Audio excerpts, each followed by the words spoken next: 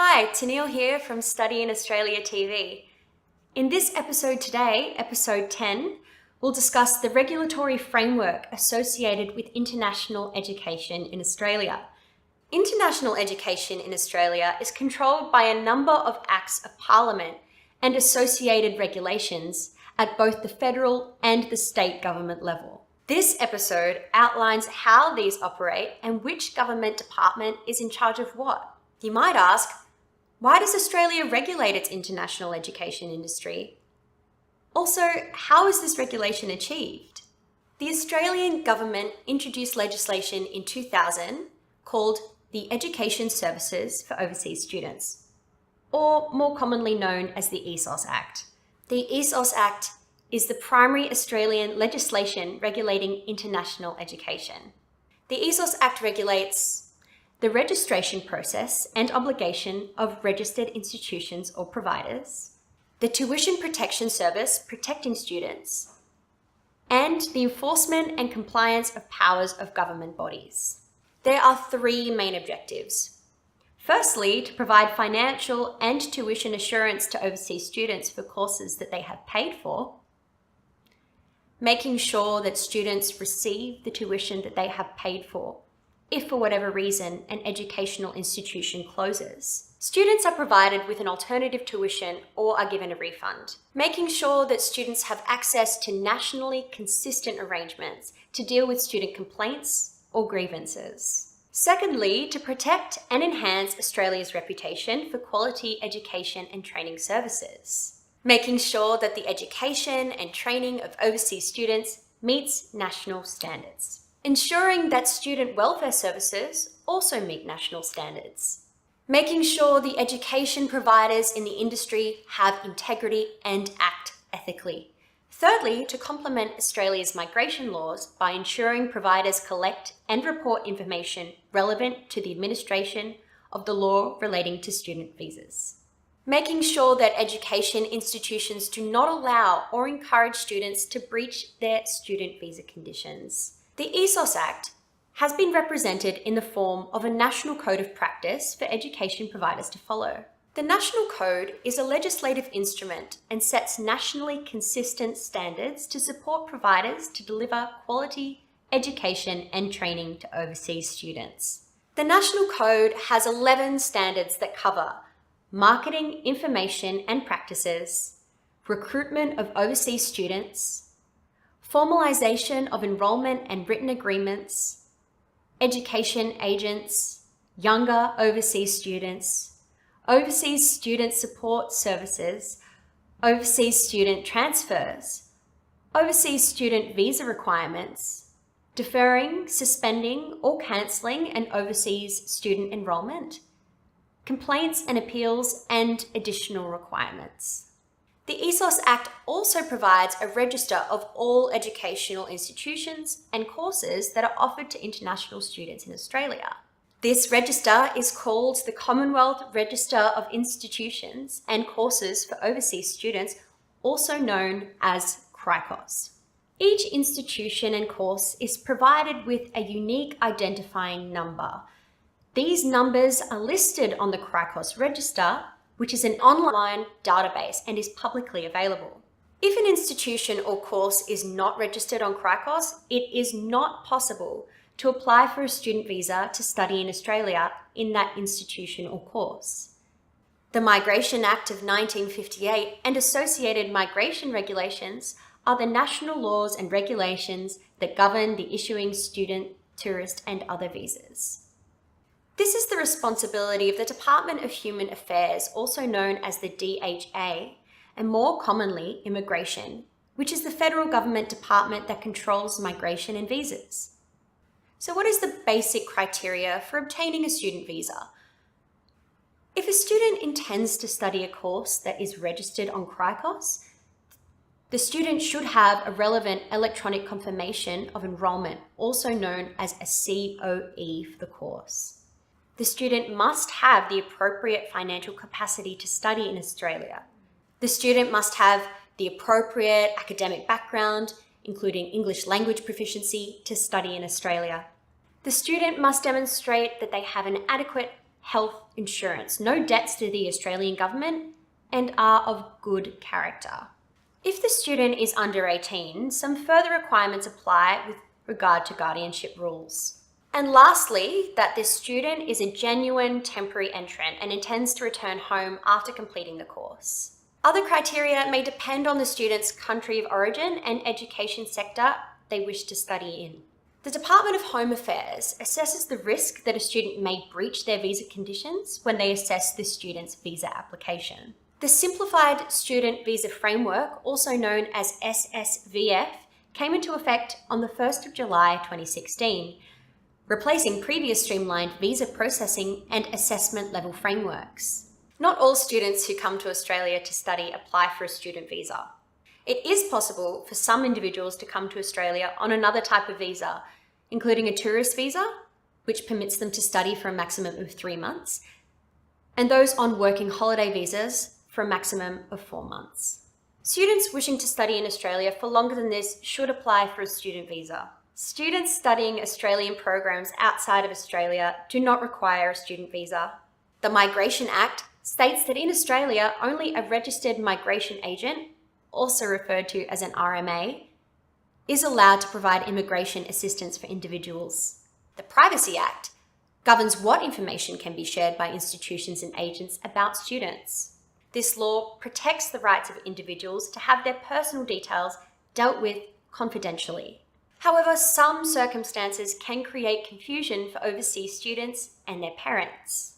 In particular, for a student who is 18, information that can be given to his or her parent is limited if there's no written direction from the student. For assessing student visas, immigration risk indicators are now used to calculate the immigration risk rating of each education provider and risk level of the country of passport. If an education provider or passport level are considered low risk, then it is relatively easier for a student to obtain a visa. If, however, the education provider and the passport level are higher risks, then students must prove that they are genuine temporary entrants, also known as GTE, and have the financial capacity to pay for their study in Australia. Under the ESOS Act, an education agent must act professionally, give students accurate and current information that is from trusted sources, such as government websites and up-to-date advice from education providers. Also under the Act, an education institution must not engage in misleading or deceptive conduct in connection with the recruitment of overseas students or the provision of courses to overseas students. From time to time, an education institution may unfortunately close. This could be due to a natural disaster such as a fire or because of financial difficulties. If this happens, the consumer protection provisions of the ESOS Act are there to support the enrolled students. Under the ESOS Act, the provider is obligated to provide students with a refund if a course does not start when agreed or ceases to be provided after it has commenced. A refund may also be payable if a student withdraws from a course under the provider's own refund policy. As an alternative to a refund, the provider can place the student in an alternative course at no additional cost to the student if the student agrees to this. The Tuition Protection Scheme, also known as TPS, is an initiative of the Australian Government to assist international students whose education providers are unable to fully deliver their course of study. The TPS ensures that international students are able to either complete their studies in another course or with another education provider, or received a refund of their unspent tuition fees. The TPS gives students control and responsibility within the placement process by allowing students to make choice from available alternative placement options. For example, if a college closes and the provider is unable to provide the student with a refund or an alternative course, students will be offered a place in the same or a similar course with another college in the same area. There will be no extra cost to the student and they will be able to complete their studies. Now let's talk about visitor and working holiday visas. Individuals may study short education courses, usually English courses, on visitor or working holiday visas. Visitor visas allow 3 months of study. Working holiday visas allow 4 months of study. The ESOS Act does not cover students studying on these types of visa. The National Code, as we discussed, has a number of standards. Education providers must recruit international students responsibly by ensuring students are appropriately qualified for the course for which they seek enrolment, including having the necessary English language proficiency, educational qualifications, and work experience for the specific course. Students must have sufficient information to enable them to make informed decisions about studying with their chosen registered provider in Australia.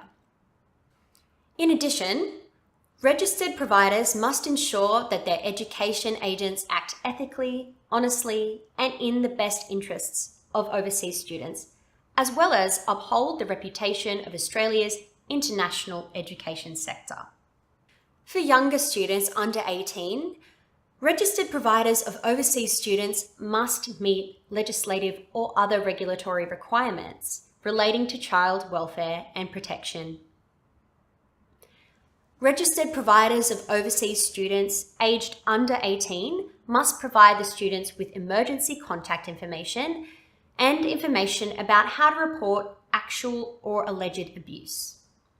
Where the registered provider has taken on responsibility for the approval of welfare arrangements for a student who is under 18 years of age, the registered provider must ensure the arrangements of the younger students are suitable, ongoing, and appropriately managed until the student turns 18 years of age. Registered providers must offer a range of student support services to assist their overseas students to adjust to study and life in Australia, and have appropriate orientation programs that help overseas students to access the information and services they require. Registered providers must formalise the enrolment of overseas students through written arrangements with their overseas students. The written agreements protect the rights and set out the responsibilities of each party, as well as the course and related education services to be provided, tuition and non-tuition fees payable, and refund policies.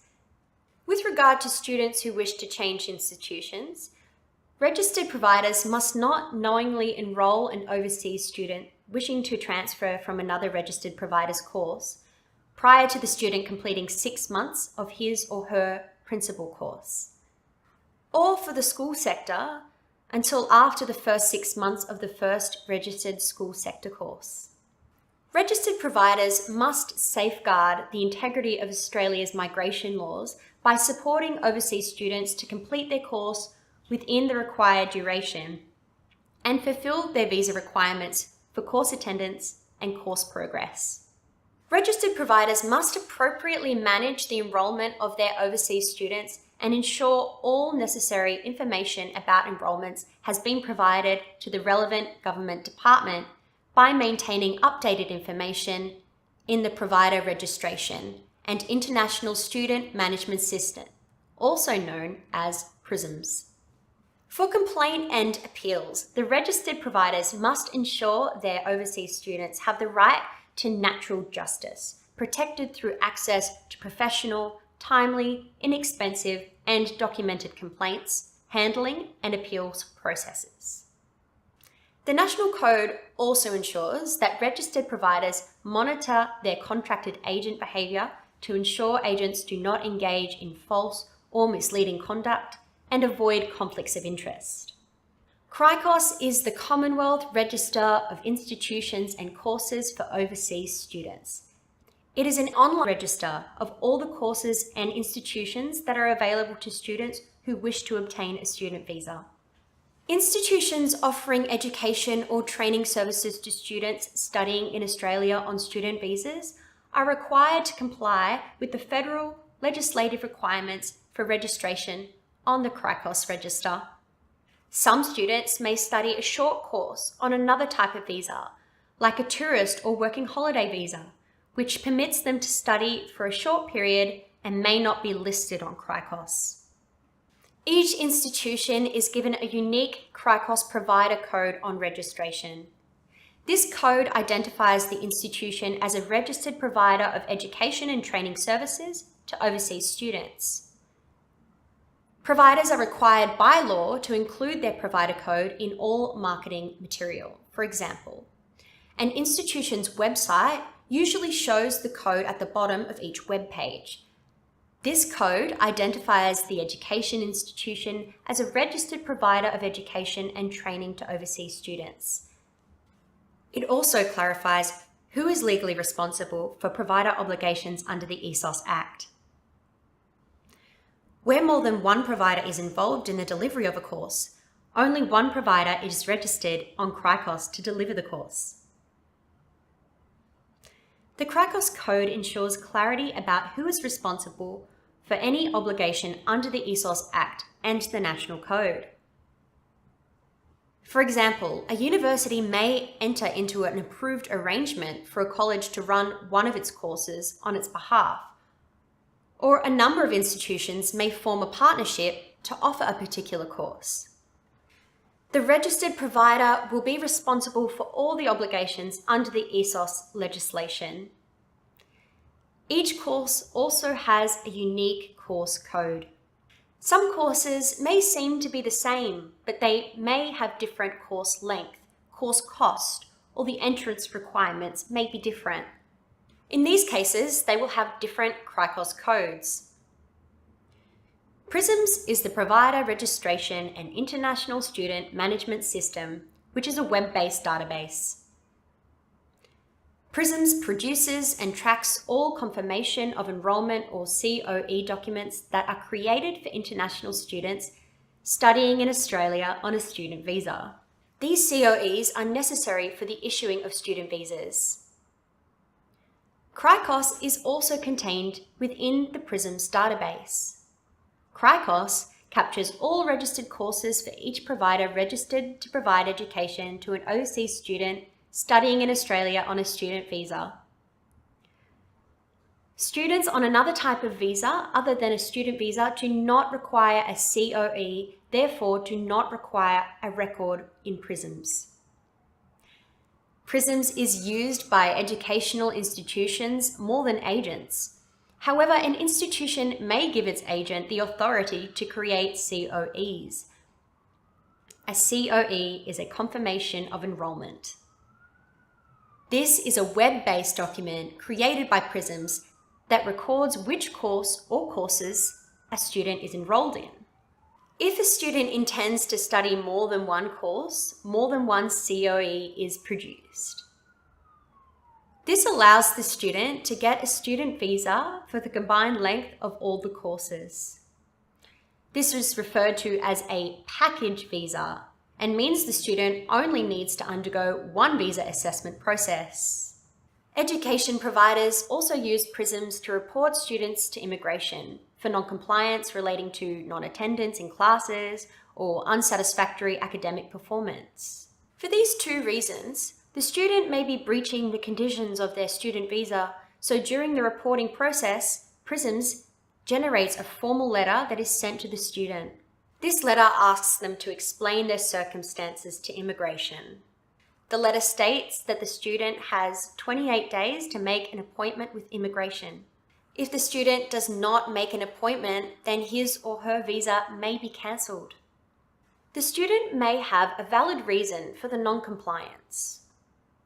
For example, the student may have been sick. In this case, the student must have a medical certificate to prove this. The process for applying for a student visa is quite involved. DHA require a number of criteria to be met before issuing a student visa. The student must be accepted into full-time study. The student must be a genuine temporary entrant.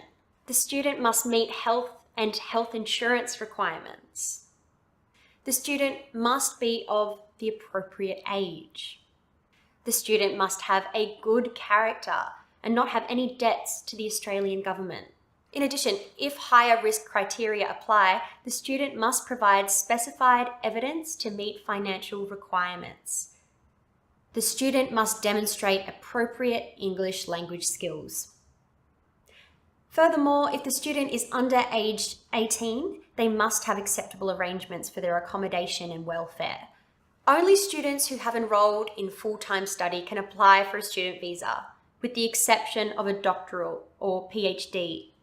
The key integrity measure of the Department of Home Affairs makes in granting a student visa is whether the applicant is a genuine temporary entrant. That is, are they coming to Australia for genuine study purposes and have a realistic prospect of returning home once their studies have finished? DHA takes a balanced approach and will weigh up all the factors before making a decision. Some factors that the department considers as part of the GTE requirement include the circumstances in the applicant's home country, the applicant's potential circumstances in Australia, the applicant's immigration history, the value of the course to the applicant's future, any other matter relevant to the applicant's intention to stay temporarily.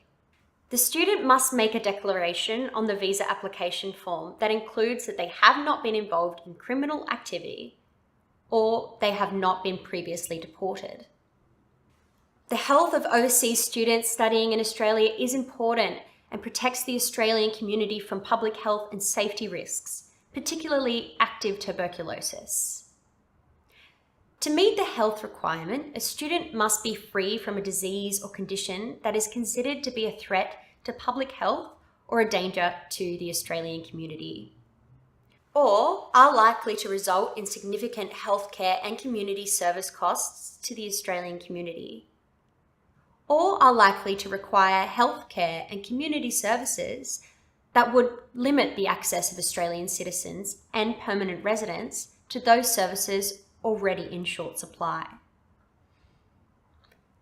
A student may be required to undergo a health examination as part of the visa application process. An online system processes health examination results electronically, and these are forwarded to the DHA for assessment. Adequate health insurance is a mandatory visa condition. The DHA requires evidence of overseas student health cover, also known as OSHC, to demonstrate that the student is adequately insured. Usually, the education provider will include the option to pay for health insurance in the enrolment fees, and a COE will indicate that the student has OSHC arranged and paid for. Students will need to provide details of their OSHC policy in their visa application. International students have the right to choose their OSHC provider, although their education provider may make specific recommendations to applicants because they have negotiated an arrangement with a particular health insurer. A student must have OSHC for the proposed duration of their student visa. The student must not owe money to Australia or have agreed repayment plans in place. A declaration on the application form will normally satisfy this requirement. All student visa applications follow a similar process, with students providing information in a common online form to DHA, which is then assessed in accordance with established guidelines. Statistically, applications from different countries and for different providers show different rates of student fraud and visa cancellation. The Simplified Student Visa Framework, or SSVF, provides the evidentiary requirements for each student application on the basis of the risk ratings of the student's country of citizenship and the provider with which they will undertake their principal course of study. These risk ratings are updated every 6 months on the basis of rate of visa cancellation, rate of visa refusal due to fraud, rate of visa refusal not due to fraud, rate of student visa holder becoming unlawful or overstaying their time in Australia, and rate of student visa holders applying for a protection visa. Applications with regular evidentiary requirements are required to provide evidence of English proficiency and financial capacity with their applications. However, DHA retains the discretion to seek further evidence where appropriate. Applicants who provide all requested documentation with their visa applications are generally processed more quickly. Note that a student's nationality is determined by their passport nationality at the date of the application, not where the student lives or where the student applies for the student visa. The genuine temporary entry or GTE requirement remains the key measure that determines if a student is eligible for a visa grant. While evidence of finance and English is not required with all visa applications, DHA retains the right to ask for financial evidence from any student if there is specific intelligence that suggests there may be a problem with the financial capacity of the student. With respect to financial capacity, all funds that can be accepted as evidence must be clearly available to the student in order to pay for their studies and living costs. The factors that may be considered for financial capacity include the relationship of the sponsor, for example, a parent or guardian's funds are appropriate, but family friends' bank accounts are not normally acceptable. Income, assets, and employment history of a sponsor or parent. Previous visa history of the student, for example, have they had financial difficulties in the past? Students cannot rely on their ability to earn money through work in Australia as evidence of having funds. The following are sources of evidence of financial capacity. Money deposit with a financial institution or bank. Loan with a financial institution or bank. Government loan. Scholarship. If a student has dependents, they need to show access to relevant funds for the accompanying family unit, spouse, or children. DHA have designated certain English proficiency tests as acceptable and have prescribed minimum English levels. The acceptable tests are International English Language Testing System, also known as IELTS test. Test of English as a foreign language, also known as TOEFL, which can be a paper-based test or an internet-based test. Cambridge English Advanced Test, also known as CAE, or Certificate in Advanced English. Pearson Test of English Academic, also known as PTE. And Occupational English Test, also known as OET. There are some exemptions for this requirement. For instance, on an equivalency basis, if students have recently successfully completed 2 years of full-time study in an English-speaking country. In many cases, a student comes to Australia with the intention of studying more than one course. Where the student intends to package courses to combine their preliminary course of study with their main course of study, the Education Provider Immigration Risk Rating applied to the student visa application would correspond to the student's main course of study or principal course. The principal course is the course that the student intends to undertake in Australia at the highest level. For example, a student may intend to study 3 courses in this order from lowest to highest level. 1. An ESOS program. 2. A foundation program. 3. An undergraduate degree program, which is the principal course. If that student has a package of courses that provides clear course progression to the undergraduate degree, then the risk rating that corresponds to the provider of the undergraduate program will be applied in the visa process. DHA will only recognise a package of offers if the student has a COE for all the courses, including the highest level course from the education institutions.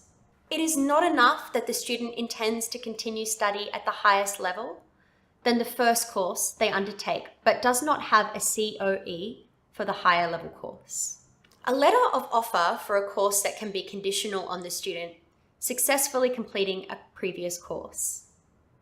In the above example, the student would have to successfully complete the foundation program before continuing to the undergraduate program. A package of courses must also increase in level across the Australian Qualifications Framework, or AQF. For example, a student cannot study a course of a lower level after one of a higher level. The duration of a student visa generally depends on the dates of study detailed in the COEs that are submitted with the application. In general, the visa granted will cover the full length of every COE that is in a sequence or package, if the evidence provided satisfies the visa requirements. Under Australian law, an individual under 18 is not yet an adult, so certain requirements apply to these students. The student must provide evidence of adequate welfare arrangements for the duration of their visa or until they turn 18 to make a valid visa application. The student must show that they have adequate welfare arrangements in one of the following ways. Live in Australia with a parent or legal guardian. Live in Australia with a relative who is a student, guardian, visa holder, or holding another valid visa in Australia.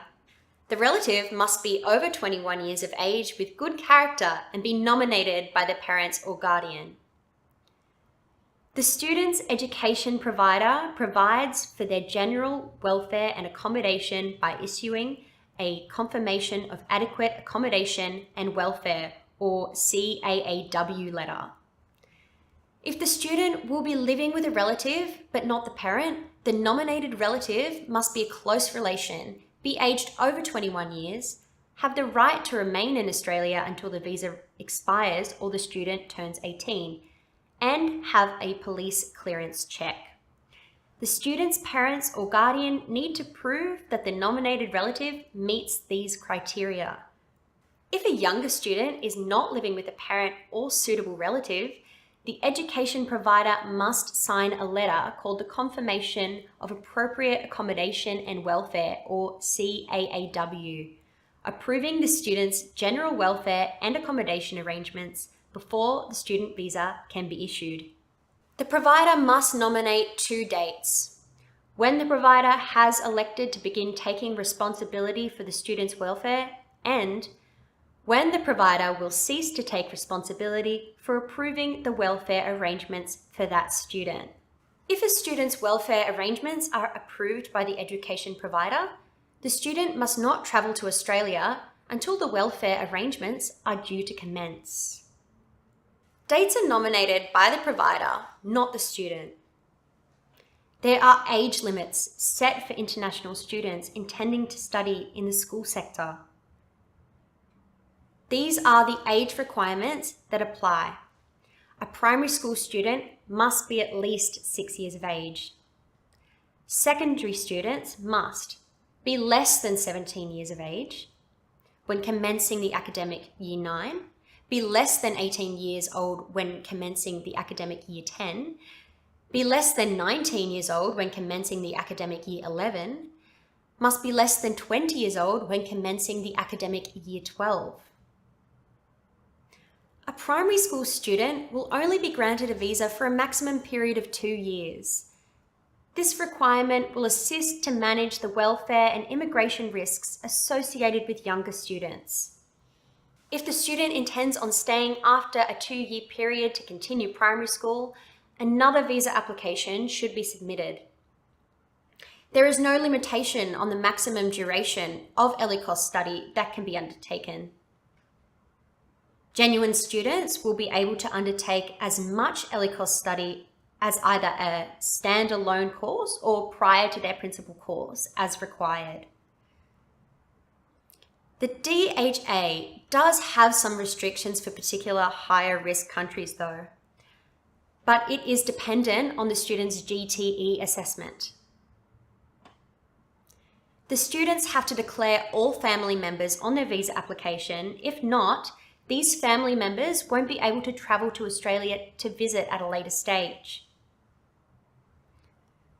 The Student Guardian Visa, subclass 590, is for foreign nationals applying to stay in Australia as the guardian of an under 18 student. The student must not remain in Australia when their guardian is not in Australia unless there is an alternative welfare arrangement in place.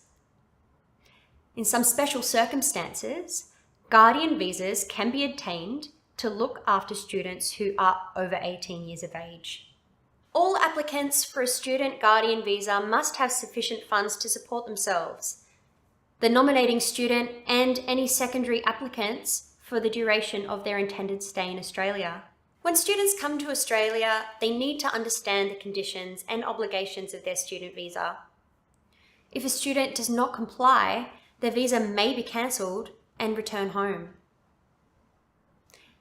There is also a 3-year ban or exclusion period on re-entry to Australia if a visa is cancelled for breaching visa conditions. A student must attend at least 80% of their scheduled lessons, unless they are enrolled in a higher education or university course. If this does not happen, then the education provider will have documented policies and procedures stating whether they will consider compassionate and compelling circumstances. The provider must issue the student a written notification of their intention to report the student to the DHA. The letter must also inform the student that they have 20 working days within which to access the provider's complaints and appeals process. Once this timeframe has lapsed, or the appeals process has been finalised and found in favour of the provider reports the breach of the student visa condition to the DHA using PRISMs. The student will then receive a notice informing them that they must attend an immigration office within 28 days. Should they not do this, their visa may be cancelled. A student must also achieve satisfactory academic results, which is also a condition of their visa. The institution will follow exclusion procedures which the student can appeal against. If the appeal is unsuccessful, then the education provider must have documented policies and procedures for monitoring course progress and determining when a student has failed to make satisfactory course progress. The provider must issue the student a written notification of their intention to report the student to the DHA. The letter must also inform the student that they have 20 working days within which to access the provider's complaints and appeals process. Once this timeframe has lapsed, or the appeals process has been finalised and found in the favour of the provider reports the visa breach using PRISMs. Throughout their study, students must keep the education provider informed of their current address in Australia. This is because all formal notices are sent to this address. If the address changes, students must inform the education provider within 7 days. An under 18 student must have the approval of their education provider to move to another address if they are not living with a parent, guardian, or relative. If a student wants to stay at the same institution but wants to change courses with the same AQF level, they will not require a new student visa. If the new course is longer than the original course, the student should apply for a further student visa before their current visa expires. If a student wishes to undertake a shorter course than that of which the visa has been granted, then they have completed the shorter course, they must, within 28 days, either depart Australia or, if they wish to enrol in a further course of study, notify the DHA and apply for a new student visa if it is required. A student must remain enrolled in a course at the same or higher AQF level for which their visa has been granted. If the student wishes to change to a lower level program, they should apply for a new student visa. Otherwise, a student is in breach of their visa conditions and may be liable for visa cancellation or the refusal of a subsequent application. DHA place a particular focus on students who change their course very soon after arrival in Australia, large changes in level, for example, bachelor courses to Cert 3, or change to a very different course type. Where students are studying in a non-AQF course, for example, foundation programs or ESOS, and they wish to change to an AQF course, this would be acceptable. In contrast, the reverse would not be allowed, changing from an undergraduate program to a standalone ESOS program. Student breaches do not involve automatic cancellations of visas, but any breach of visa conditions does risk visa cancellation. If a student has not completed 6 months of their principal course and wants to change education providers, the ESOS National Code sets out the circumstances and process in which this may be possible. Unless special circumstances apply, they are required to have the permission of the existing education provider through a letter of release in order to transfer to another education provider. The education provider must assess a request to transfer a student, and all education providers have documented procedures on their transfer policy. Agents should make sure that they understand the education provider's transfer policy and the written agreement with the student before attempting to enroll a student with a new education provider. If an education provider does not give permission to transfer to another education provider and the student is not satisfied with the outcome of the process, they should first access the internal appeal process with their current education provider. If still not satisfied, they can appeal the education provider's decision at an external complaints body, such as the State or Territory Ombudsman or the Overseas Student Ombudsman. If the student has completed 6 months of the principal course, no permission from the current institution is required. In cases where the students have been granted a student visa based on streamlined evidentiary requirements, and they change to a provider that may have otherwise required regular evidentiary requirements, DHA may request evidence of the financial capacity and English proficiency from the student. Student visas are granted with permission for students to work in Australia. As a result, the student visa holders and their family members travelling with them do not need to apply for permission to work separately once they arrive in Australia. The student visa permits the student to work 40 hours per fortnight while their course is in session and unlimited hours while their course is not in session. A student's course is considered to be in session for the duration of the advertised semesters, including periods when exams are being held. If the studies have been completed but the confirmation of enrolment or COE is still in effect, and if a student is undertaking another course during a break from their main course and their points will be credited towards their main course. The student cannot undertake work until they have commenced their course in Australia. If a student is doing voluntary unpaid work, it is not included in the limit of 40 hours per fortnight if it is of benefit to the community, is for a non-profit organisation, would not otherwise be undertaken in return for wages by an Australian resident, and is genuinely voluntary, that is, no remuneration either in cash or kind is received. These conditions do not apply to work or practical placement that is required as part of a student's course. A dependent of a student visa holder is permitted to work a maximum of 40 hours per fortnight once the student has commenced their course. If the student's course of study is a course for the award of a master's or doctorate degree that is registered on CRICOS, a dependent may work unlimited hours. Students can enter and leave Australia as often as necessary while they have a current student visa.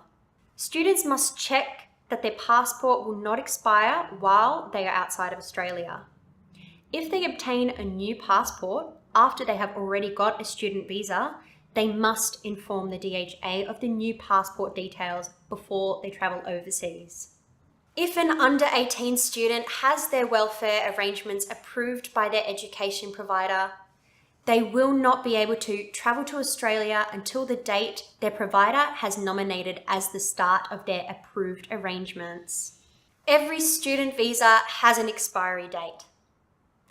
In the case of a student who is under the age of 18, whose welfare arrangements are being approved by their education provider, the expiry date of the visa will be in accordance with the end of the student's approved welfare arrangements as indicated on the student's CAAW. If a student's visa expires and they are still in Australia without having any other visas, they become unlawful and should contact DHA immediately. If they do not contact DHA within 28 days after the expiry date, they will not be eligible for the grant of most types of visas, including a further student visa in Australia. and may then be subject to a risk factor called an exclusion period. An exclusion period prevents a person from being granted certain visas, including student visas, for a period of 3 years after last departing Australia, unless certain circumstances apply. Similar to an expired visa, if a student's visa is cancelled in Australia, they will not be eligible for the grant of most types of visas, including a further student visa in Australia, and may then be subject to an exclusion period. Students may wish to remain in Australia to work after their course is finished. A student visa entitles a person to come to Australia on a temporary basis for a specified period to undertake study at an Australian educational institution. While some overseas students may decide to apply for permanent residency upon completing their studies, this is an entirely separate process, and there is no guarantee that, on the basis of having held a student visa, a person will meet the requirements to be granted permanent residency. There is, however, the opportunity for graduating students who meet particular criteria to stay in Australia and apply for the post-study work visa. In order to remain in Australia after studies, a student can obtain a temporary graduate visa. This visa has 2 streams, the graduate work stream and the post-study work stream. The graduate work stream is the same as a previous skilled graduate visa, subclass 485. The post-study work stream offers extended options for working in Australia to eligible graduates of a higher education degree. Under this stream, successful applicants are granted a visa of 2, 3, or 4 years duration, depending on the highest educational qualification they have obtained. All subclass 485 visa applicants must meet the Australian study requirement in the 6 months immediately prior to making their application, regardless of the stream that they are assessed under. The students must have attained either a single qualification requiring at least 2 academic years of study or multiple qualifications, resulting in a total period of at least 2 academic years, undertaken this study in no less than 16 months, lodged their application within 6 months of completing their course when they received their results, not the graduation ceremony. To meet this requirement, the course or courses must also be on CRICOS, have been successfully completed, have resulted in an eligible qualification, have had all instructions in English, have been completed while physically in Australia, unless there is special consideration for study in 2020, have been completed while holding a visa allowing study in Australia be counted only once towards the Australian study requirement, not be an English language proficiency course or enabling program. 2 academic years of study is defined as 92 weeks of study in a course or courses registered on CRICOS. Students may take longer to complete their course, but will only be credited within the number of weeks that CRICOS determines as a standard duration. Only study that is successfully completed counts towards the 2 academic years. Students may meet the 2-year academic study requirement when completing a course that is longer than 2 years. Credits for prior learning may reduce the amount of study undertaken.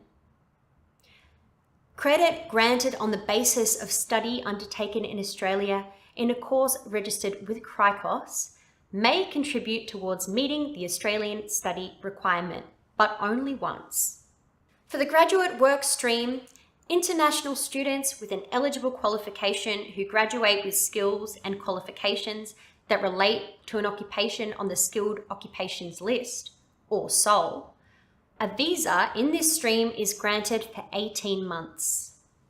Eligible qualifications can be a degree, diploma, or trade qualification, and the qualifications must be closely related to the student's nominated skilled occupation. This means the subject matter and the skills gained from the qualifications can be applied at the level achieved in the nominated skilled occupation. For the post-study work stream, international students with an eligible qualification may be granted between 2 to 4 years of work rights. Eligible qualifications are bachelor degree, which qualifies for 2 years work rights. Bachelor with honours degree also qualifies for 2 years work rights. Masters by coursework degree also qualifies for 2 years work rights. Masters by research degree qualifies for 3 years work rights. Doctoral degree qualifies for 4 years work rights. Study resulting in a diploma level qualification or trade qualification is not eligible for the post-study workstream.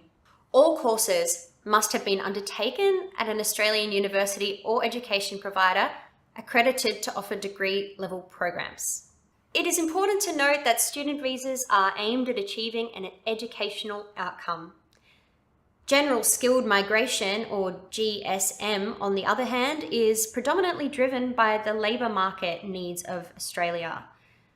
The criteria for grant of GSM visas can change in response to the changing economic circumstances of Australia. All applicants seeking to be granted a permanent GSM visa must meet the relevant criteria set out in the migration legislation, regardless of whether or not they have been previously in Australia. It is important for student visa holders to note that any changes to the criteria for the grant of a GSM visa would not affect the student visa conditions. Now let's look at the privacy legislation in Australia. The Privacy Act was passed by Federal Parliament in 1988. This legislation relates to all people in Australia and applies to people working with international students. There are 4 general issues you need to be aware of. Collection of information is quite specific. An agent or institution must only collect information that is necessary for its normal function. It cannot collect information about a student that is unrelated to its function. The student must know if information is collected. If practical, information can be collected from the student and not from other sources. The use of information is also quite specific. An institution must only use the information for the purpose that it was collected for unless the student agrees to it being used for other purposes. Security of information is very important. An institution must protect the student's information from loss or misuse. Access to information is allowable in that the student can have access to their own information on request. The National Code states that in formalising the enrolment of a student, a registered provider must enter into a written agreement that sets out the circumstances in which personal information about the student may be shared between the registered provider and the Australian government and designated authorities, and if relevant, tuition protection schemes.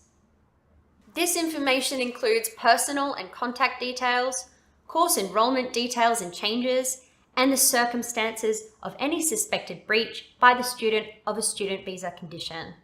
This means that an institution must inform the student what information they will collect and who they will pass it on to. If international students do not get the services they paid for, they have a right to complain. When they have an adverse judgment made against them, such as failing a subject or not meeting the attendance requirement, they have the right to appeal the decision.